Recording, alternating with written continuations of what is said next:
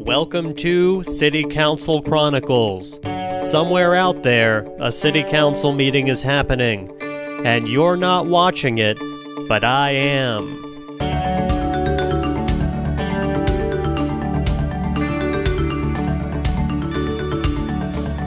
I'm Michael Carlick, and you're listening to the City Council Chronicles podcast. For City Council meeting reviews, visit councilchronicles.com. Last week, I reviewed the Hutchinson, Kansas City Council meeting. The good news? Those people found out they had 8 more bonus months on the City Council. The bad news? None of them wanted that. Also, check back on Wednesday for another special episode of this very podcast. I'll take you on a little road trip, and let's just say it'll be somewhere in the 48 contiguous states or Guatemala. Here's a little hint. It could look, like the backdrop of some house on a hill where the teenagers are about to break into and get their faces chopped off or something. Maybe I'm reading too much into it. Again, check back on Wednesday or subscribe right now on iTunes. On today's episode, we travel to... Action!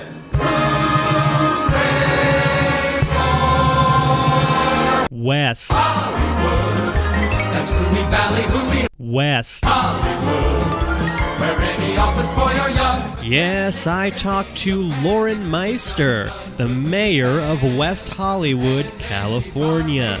This has it all. Lights, glam, poetry. Poetry? Yeah, poetry. We talked about the time she had to evacuate the council chamber and about her vendetta against cell phones. Stay tuned. Episode 17. I'll be signing autographs afterwards. The music is by bensound.com.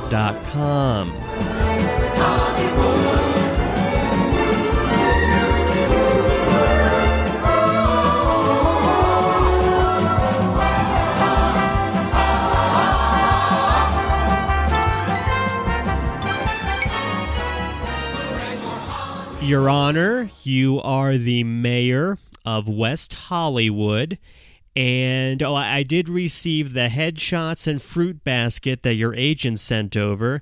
That was nice. We really don't need headshots for a podcast, but the nectarines were very good. Now, let me start out by playing this clip from the April City Council meeting. This is when you became mayor, and you were sworn in by a drag queen. Yes. Let's listen. Swearing me in is Helen, varsity captain of WeHo Cheer, a.k.a. Dr. Nicholas Fox. Please welcome the official ambassadors of Goodwill. Okay, so the drag queen walks up, and she's got a poofy blonde wig that is as big as you, Yes. and she's wearing a cheerleading outfit. And I will well and faithfully discharge the duties upon which I'm about to enter. the duties upon which I am about to enter. Thank you.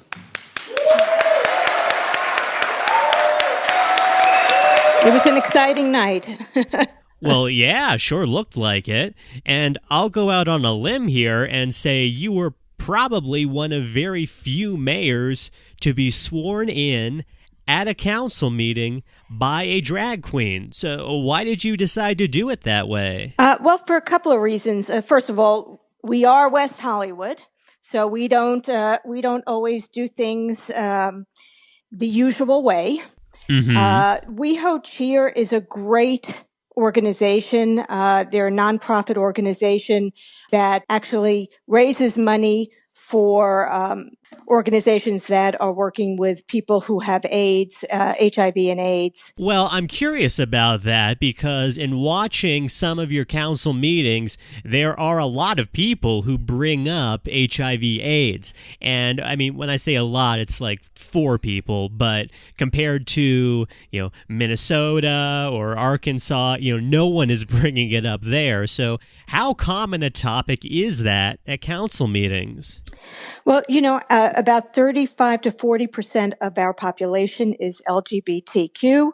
And so it is a concern that the community has, and we have a hefty budget for our social services, and money is directed towards services for people with HIV and AIDS.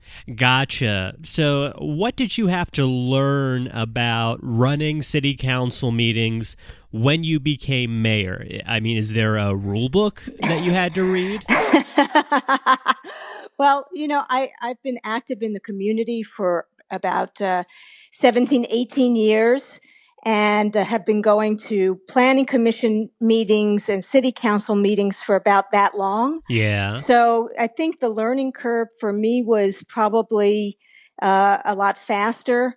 When you watch so many meetings, you see how things go, and what can I say? I'm a fast learner. Yeah. So you're someone who regularly attended council meetings. Yes.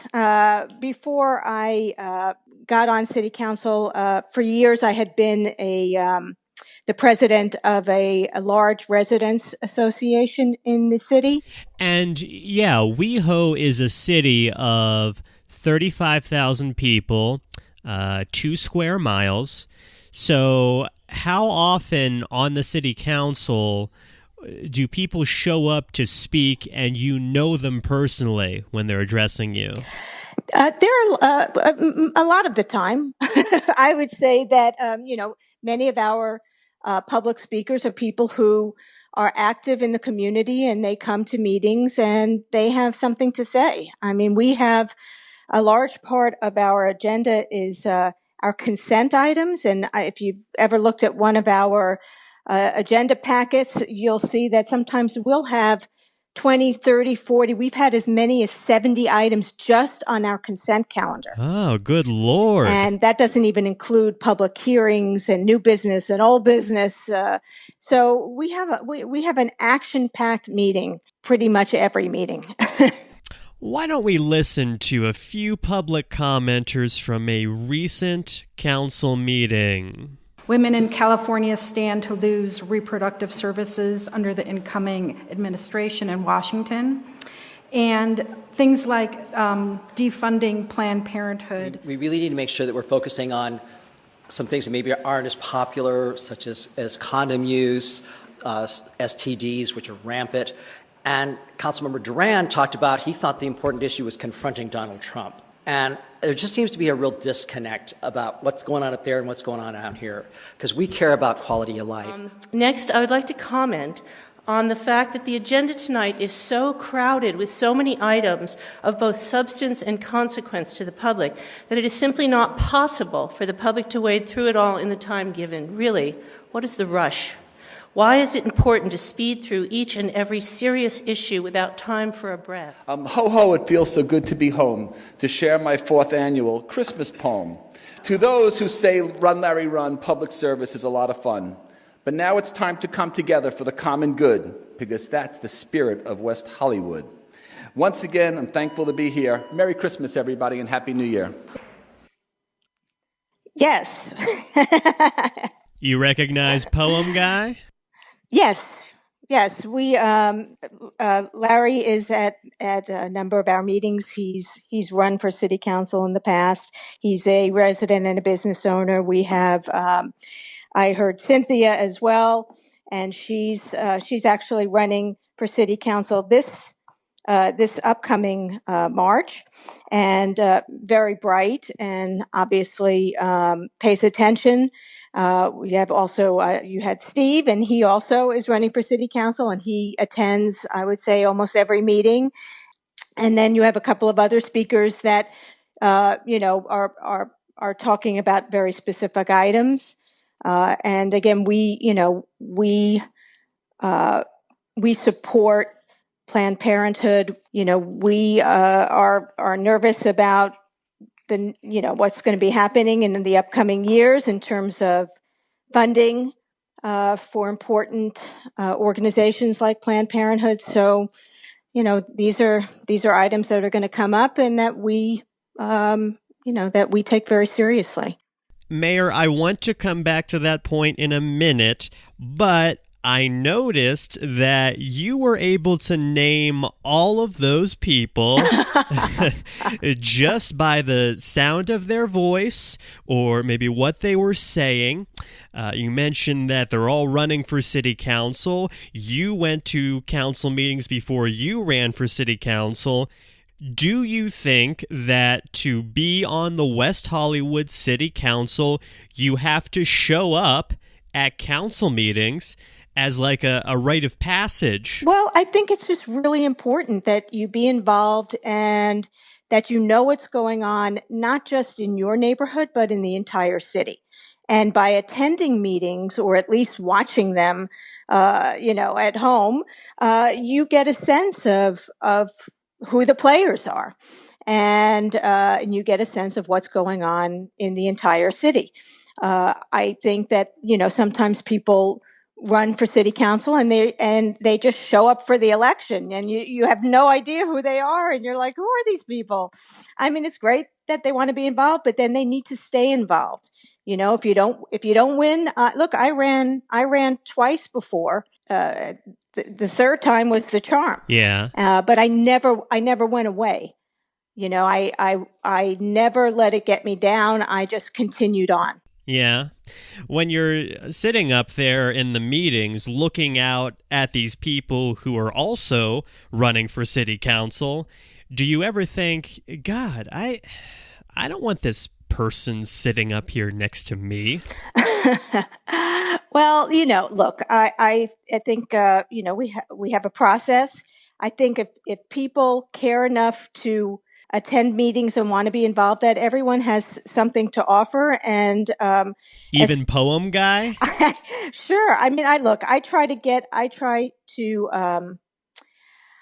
to figure out what types of things I can accomplish with each of my colleagues. But you try to get along with everybody.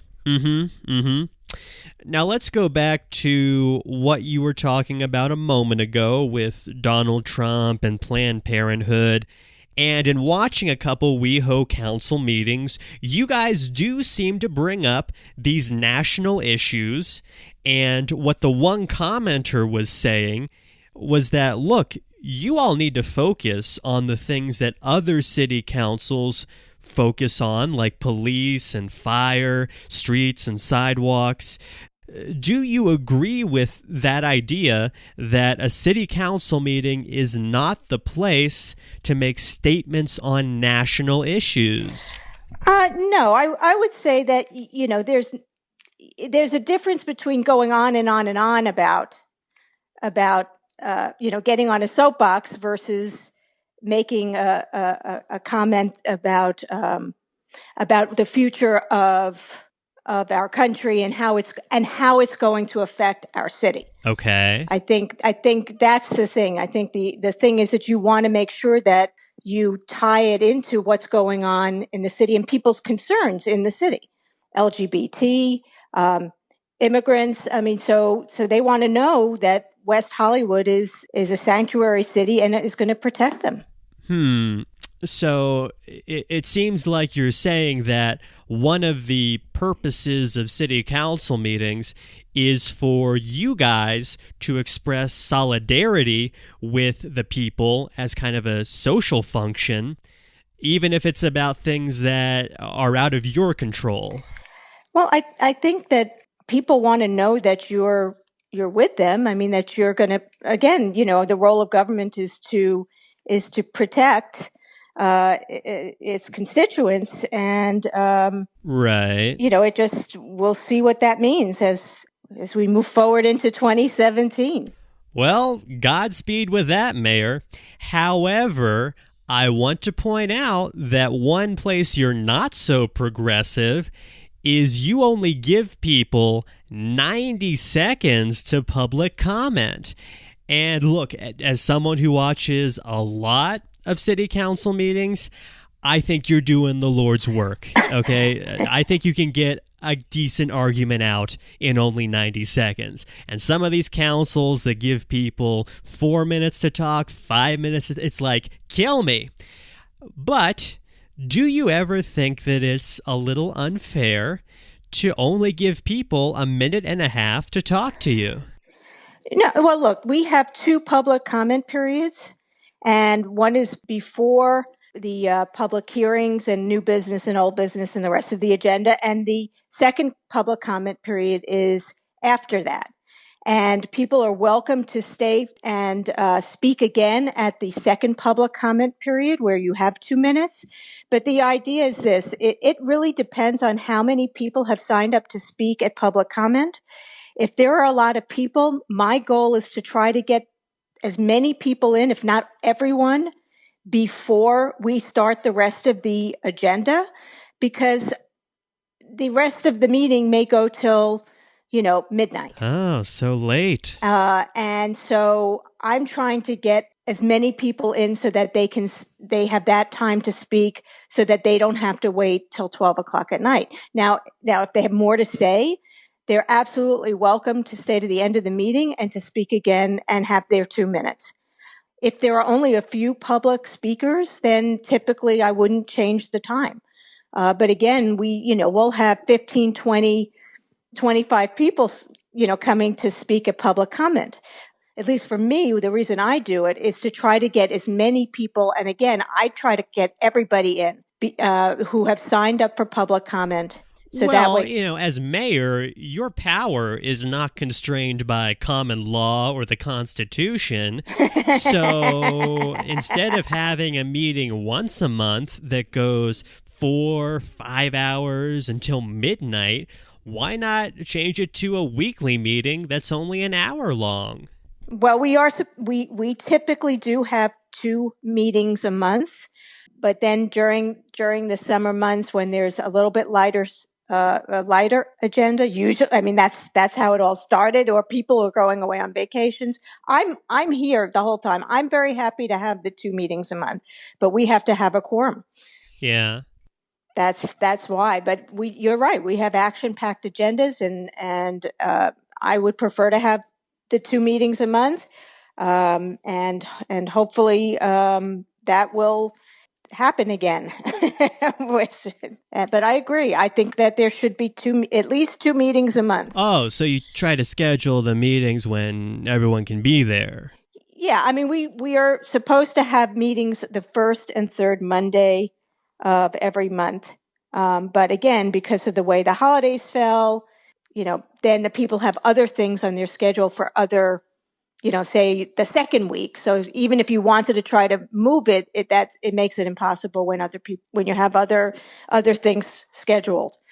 But again, I would have been happy to have 2 meetings a month because it's no fun starting an item at 11 o'clock at night. But I have tried to keep things moving, and we pretty much have gotten out by 11 o'clock almost every meeting except maybe the last one, which went till midnight. Yeah, that sounds exhausting. When you do go that late, do you notice people's attention and patience start to drop?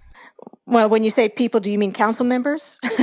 or do you mean the public? Well, anybody, the public, the council, you. Do you feel fatigued and have to mainline some espresso? Yeah, definitely. I come with my triple shot Starbucks. That's for sure. Really? Is that real? That's a real thing. Okay, nice. That's a tip for all you mayors listening out there. Now, when it comes to running the city council meetings, how is your style different than the previous mayors? Yeah, I think that I do keep things moving. And the previous mayor did not? I don't remember offhand, but the meetings were long. That's definitely, they were long. Okay. Everybody has their own styles. Sure. If you had to describe your style in 3 words, what would you say, other than like speedy or efficient? Well, you're taking away all my words. Yeah, you have one left. Choose wisely, Your Honor. I'd say, I try to run a tight ship. Try to run a tight... Well, that's like 6 words, but I'll have to edit some of those out. Yeah, well, can't have everything. Well, when you talk about running a tight ship, I believe you, because in May of last year, you proposed banning electronic communications like council members using cell phones or tablets from the city council meetings. Now, did you talk with any other mayors beforehand to find out if they did that? I spoke with our city attorney. Okay. About it beforehand, and so I don't know about other cities, but I do know that it's a good policy to have. I mean, it just doesn't look good if people are busy texting, during a meeting, especially during a public hearing. It's a little bit different, during consent calendar, or council member comments. If you don't want to pay attention to what your fellow council member is saying, you want to be texting or reading email. That's, but during a public hearing, when, you're supposed to be listening to the public and, to be texting during that time, it's really the appearance, even if you're just, texting your mom. I mean, it just doesn't look good. Wow, harsh. Do you have a no cell phone rule at the dinner table? Like, we will sit here and be a family, young man? No, I'm not. Okay. No. Well, I want to play some comments that you got from the public on your proposal. Let's hear those.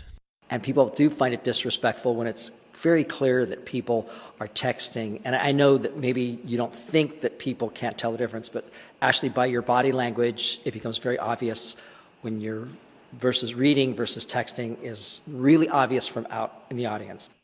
We have 5 people on the council who survived elections to be on this council, and we owe them tremendous support.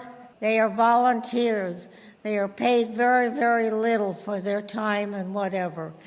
Anybody who is using an iPad or a computer or whatever here, they are not showing the proper respect for this wonderful city council. I personally think this is a waste of time. I use my phone and it makes me effective in my business. When I'm taking notes, I have my iPad and I can listen and I can do things, and I don't ever feel that you guys aren't listening to me when I come up here and talk to you. I wouldn't rip away your ability to have technology because I would die if I couldn't manage my business that way. Okay, so the first person says it's distracting, you're on your phone, and we can tell.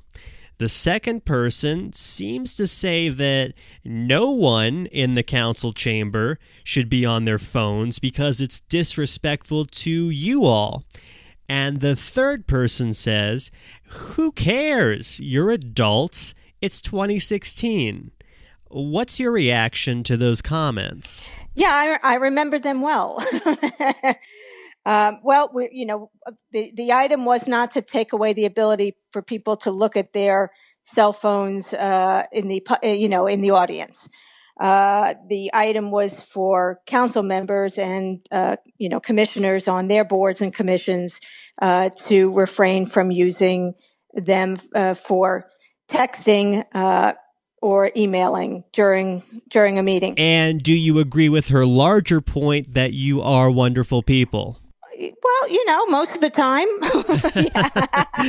Nice. Look, I think, if you have an iPad and you're using it to write notes or to look up something in the general plan or the zoning code, that's one thing. It's very different to be texting, someone in the audience or or looking at emails at a point when you should be paying attention to what the public is saying. And I guess I guess some people are very, are multi-talented and they can do all these things at once, but I think that we should be paying attention. Okay, well, I've been emailing other people this entire time, so I appreciate you calling me multi-talented.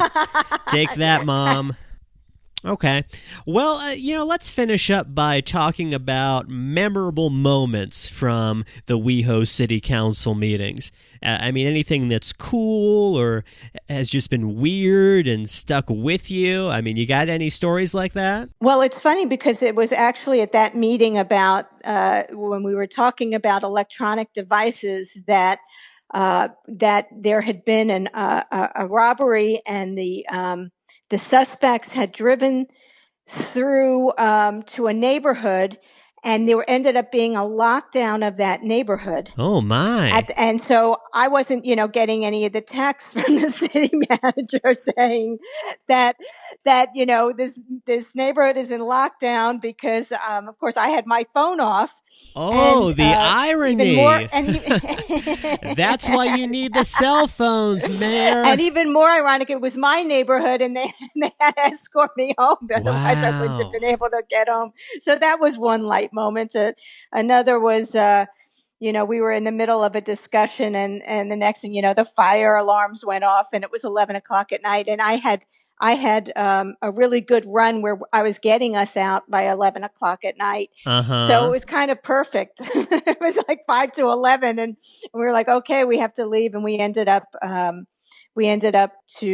adjourning the meeting outside of the council chambers at 11 o'clock, at exactly 11 o'clock. Because we had to wait for the fire department to come. Everything was fine. It was just someone who was doing steam cleaning in the garage hit something, and so of course the alarms went off. But it did get us out by 11. Wow. That's awfully coincidental, Mayor. Do I detect some sabotage? Hey.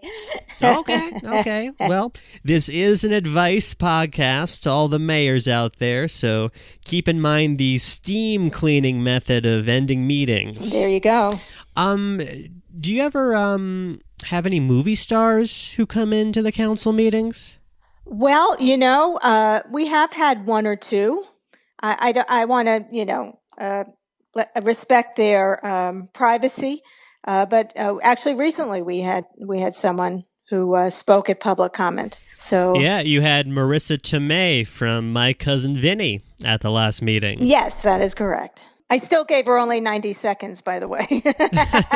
Well, yeah, and she only used, I think, 20 of them, which, if I were showing up to a council meeting and I had to sit through a bunch of stuff, I would use my whole 90 seconds because everyone else did, Right.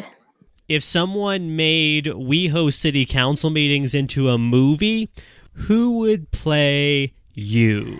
Who would play me? Well, I would have to say, let's see. Well, I'm thinking Helen Mirren or Meryl Streep or Tyler Perry because he plays everybody. Right. There you go. That they all sound great.